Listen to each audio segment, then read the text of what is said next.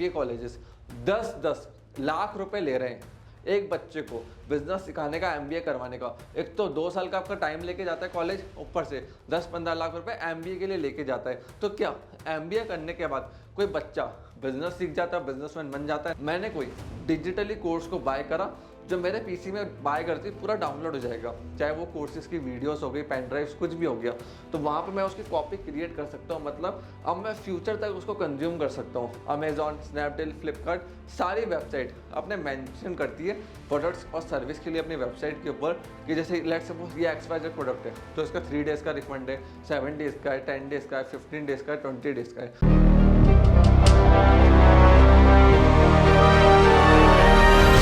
Recently Sandeep Maheshwari जी ने एक video post करी थी अपने यूट्यूब चैनल के ऊपर ऑन स्कैम कोर्सेज कि अगर आप लोगों को वैल्यू लगती है इस कोर्स में तब इसको सेल करने में कोई बुराई नहीं है, लेकिन अगर आपको खुद को समझ आ रहा है कि इस कोर्स में कोई दम नहीं है और फिर भी आप उसको सेल कर रहे हो, चाहे फिर वो कोई कोर्स हो, चाहे कोई प्रोडक्ट हो, चाहे सर्विस हो, कुछ भी हो, तो वो एक फ्रॉड है।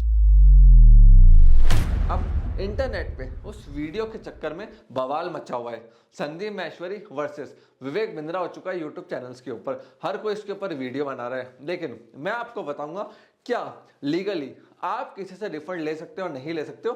टोटली मैं इस वीडियो के अंदर लीगल पर्सपेक्टिव के बारे में बात करूंगा, कोर्सेज में स्कैम में कैसे होते हैं, ऑनलाइन रिफंड का प्रोसेस क्या होता है, कितने टाइम में आपको रिफंड के लिए अप्लाई करना होता है, प्लस इंडिया के अंदर क्या लॉज है फॉर रिफंड्स। देखिए फ्रेंड्स, उस वीडियो के अंदर ये कहा गया था कि जो ऑनलाइन यूट्यूबर्स कोर्स को बेचते हैं, कोई 5-10 हज़ार, 20 लाख, 10 लाख ये चार्ज करता है।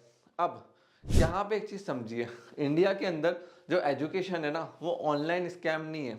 देखिए कॉलेजेस भी आज एमबीए कॉलेजेस 10-10 लाख रुपए ले रहे हैं एक बच्चे को बिजनेस सिखाने का, एमबीए करवाने का। एक तो 2 साल का आपका टाइम लेके जाता है कॉलेज, ऊपर से 10-15 लाख रुपए एमबीए के लिए लेके जाता है। तो क्या एमबीए करने के बाद कोई बच्चा बिजनेस सीख जाता है, बिजनेसमैन बन जाता है? नहीं, उसके लिए आपको बिजनेस करना पड़ता है। जस्ट लाइक अगर मैं पूरा दिन कुकिंग की वीडियोस देखूंगा यूट्यूब के ऊपर, उसके कोर्सेज ले लूंगा, जब तक मैं कुकिंग नहीं करूंगा तब तक मेरे को कुकिंग नहीं आएगी। सिंपल सी बात है।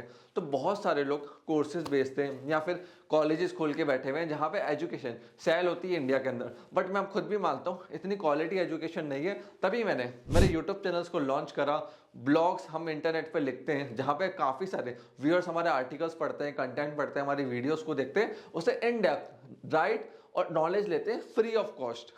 अब देखिए फ्रेंड्स, आज मैं आपको बताने वाला हूं कि कैसे आप अपने कोर्स का रिफंड ले सकते हो अगर आपने ऑनलाइन कोर्स बाय करा है लीगली। उसका लीगल प्रोसेस क्या है? ऐसा नहीं कि आपने कुछ भी ऑनलाइन बाय कर लिया, 1 साल बाद आप उठ के जा रहे हो, आप उसका रिफंड अप्लाई करो। पूरा लीगल प्रोसेस बताऊंगा, कैसे कंपनीज पॉलिसीज को ड्राफ्ट करती है। अगर आपको रिफंड लेना है तो उसका लीगल प्रोसेस क्या होता है, स्टेप बाय स्टेप इस वीडियो के अंदर। थोड़ा मैं आपको हिस्ट्री में लेके जाता हूँ, ज्यादा पुरानी नहीं, 5-10 साल पुरानी। देखिए फ्रेंड्स, इंडिया के अंदर जो कोर्सेज बिक रहे हैं ना इस समय ऑनलाइन, और जो पूरा सिस्टम चल रहा है, ये हिंदुस्तानी इंडियंस का नहीं है, ये अमेरिकन का बनाया हुआ है। ग्रैंड कार्डन, डैन लॉक, टाई लोपेज, ये 3 नाम है, इनको आप सर्च कर सकते हो। ये अमेरिका के अंदर बहुत फेमस है और दुनिया के अंदर इनके कोर्सेज पूरे दुनिया भर में बिकते हैं। 1 लाख, 2 लाख, 10-10 लाख, 20-20 लाख के कोर्सेज ऑनलाइन बेचते हैं। तो उसी मॉडल को हमारे इंडियन यूट्यूबर्स ने, बिजनेस कोचेस ने कॉपी करा है, जहाँ पे वो कोर्सेज बना बना के बेच रहे हैं। अब देखिए इनका जो टर्नओवर है कोर्सेज का, जो कोचेस का,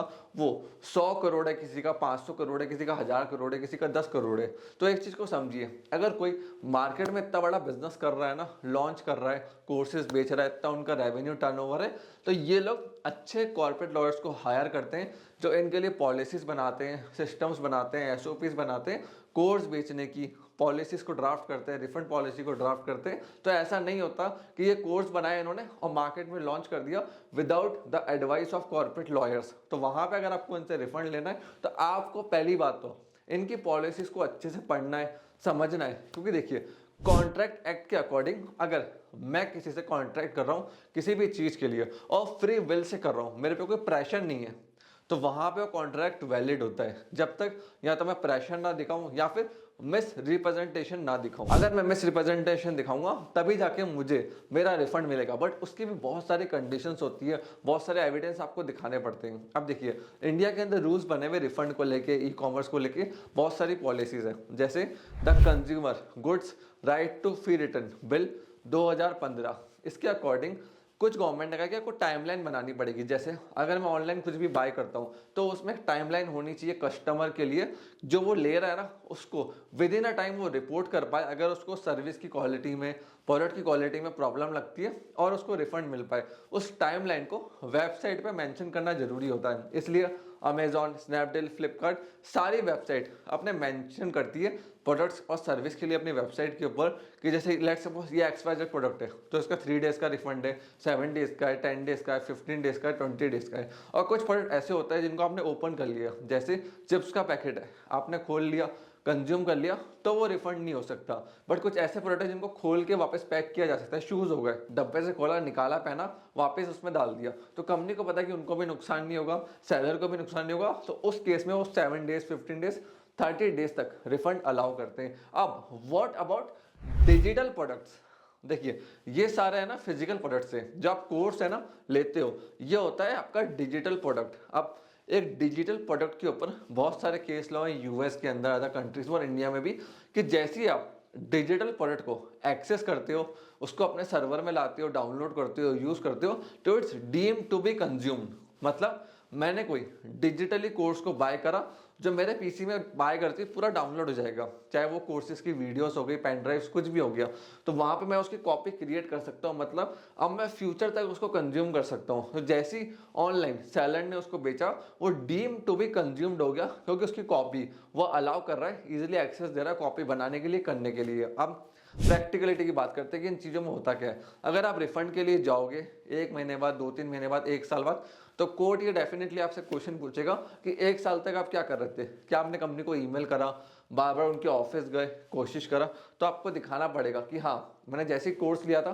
5-6 दिन में मेरे को समझ में नहीं आया, मैंने उसी समय से कंपनी को हर टाइम ईमेल लिखना चालू कर दिया, कंपनी की तरफ से डिले था, कंपनी ने कहा हम रिफंड दे रहे हैं, उसमें 1 साल लगा दिया, नहीं दिया, अब मैं कोर्ट के पास आया हूँ। बट अगर कोर्ट ये देखेगा कि कंपनी वालों ने 5वें दिन 10वें दिन ही मना कर दिया था कि हम रिफंड नहीं देंगे, और फिर भी आप उनको ईमेल लिख रहे हो, कोई कम्युनिकेशन नहीं कर रहे हो, तो वहां पे आप केस को लूज कर जाओगे।